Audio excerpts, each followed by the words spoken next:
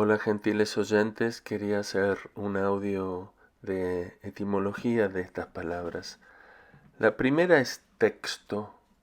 Texto nos viene del verbo en latín texere, texuis y después el participio textus, que es tejer, el verbo tejer.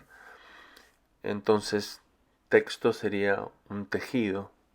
Y el verbo también tiene otras acepciones, como la de construir con mucho cuidado y elaboración, o juntar cosas, ir emparchando cosas también. De ahí viene contexto, que es justamente entretejer. Un contexto es un entretejido. Está bueno pensarlo así, porque cuando uno, por ejemplo, pide contexto, dice, dame un poco de contexto, está diciendo, dame el entretejido de esto, el entramado de esto, porque está todo interconectado y nada sobrevive en el vacío. Cuando nos remitimos al contexto, estamos viendo el tejido en su totalidad o de una manera más abarcadora y no solo una hebra del mismo.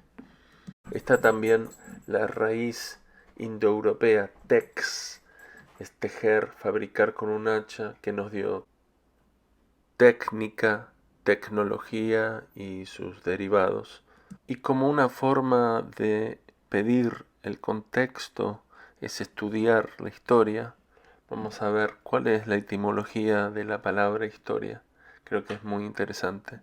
Tiene origen griego, es historia, como agonía, lleva esa acentuación, pero nosotros le decimos historia.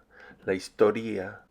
Historian es el verbo que quiere decir alcanzar el conocimiento a través de una investigación o de hacer preguntas, más bien de hacer preguntas, y el libro de Heródoto, considerado el primer historiador, se llama Historiae Heródotos, o sea, las investigaciones de Heródoto, que hace un viaje por el Mediterráneo y Grecia, preguntándole a los lugareños sobre sus tradiciones, sobre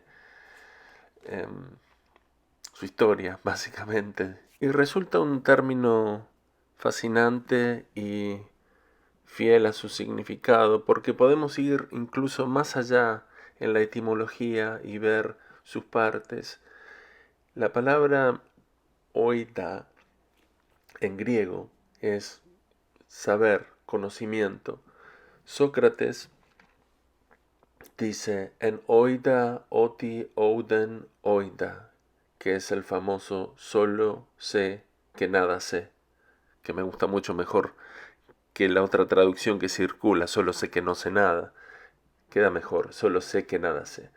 Pero volviendo a esa palabra oida, que está dentro de la etimología de la palabra historia, vemos que de oida se forma oistor, que es sabio, y después oistoría, que es se le agrega el sufijo de cualidad, es la cualidad de saber. Y continuando con sus partes, vemos el final, ia es el sufijo del griego del cual ya hablé, después tor, que es el sufijo que indica quién desarrolla la actividad, ¿no? El oistor, historiador, ¿no? Y el inicio es una de las raíces más difíciles de explicar y comprender. Les voy a dejar el texto en el cual me basé en gran parte para hablar de esto que está muy lindo. Les dejo el enlace y les leo lo que dice. El inicio es una de las raíces más difíciles de explicar y comprender. Tomar como referencia lo que dicen Salustio, Platón o Heródoto es andarse por las ramas. Reflejos de reflejos de reflejos. Los conceptos esenciales de wid y wiro, se remontan al Paleolítico. Estamos hablando acá de la raíz en el inicio de la palabra, yendo ya más a fondo, ¿no? A la época en que los humanos, en particular del género masculino, es decir, los hombres, tenían como actividad vital la cacería. Sus cualidades indispensables estaban asociadas a la visión y el estado de alerta, ver, divisar, vigilar, vigilia, así como el vigor. Otra raíz fundamental es weg, que encontramos en vegetación o en palabras inglesas como waken, awake, despertar o estar despierto. En esencia, dice, la historia debería ser una actividad dedicada a desarrollar la capacidad de ver, rastrear huellas, descifrar el territorio y cazar nuestro alimento vital, el conocimiento. Mejor todavía, una disciplina orientada a lograr el acceso al entendimiento, a la inteligencia.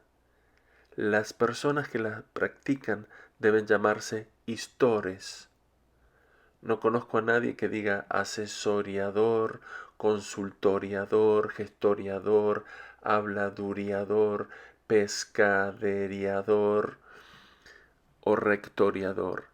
Resulta una tontería, cualquier redundancia es insuficiente en este caso, usar y repetir la palabra historiador cuando la única necesaria y válida debería ser histor. Pero es posible que hayan tenido razón sin haberlo entendido aquellos que alguna vez dijeron que la historia ha muerto.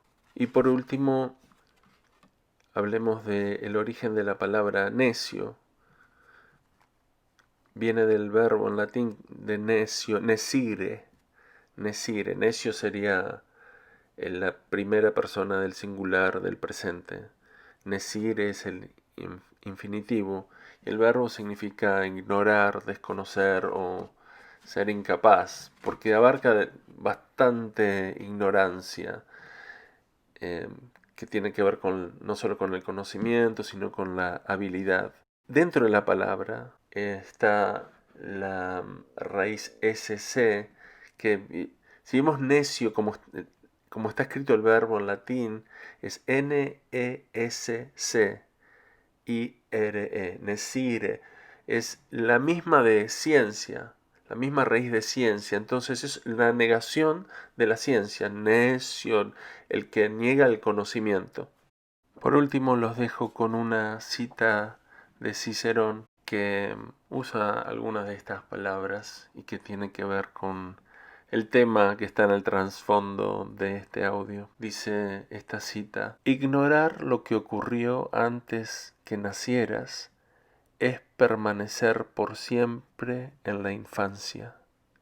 Porque ¿de qué vale la vida humana si no está entretejida con la de nuestros ancestros mediante la historia?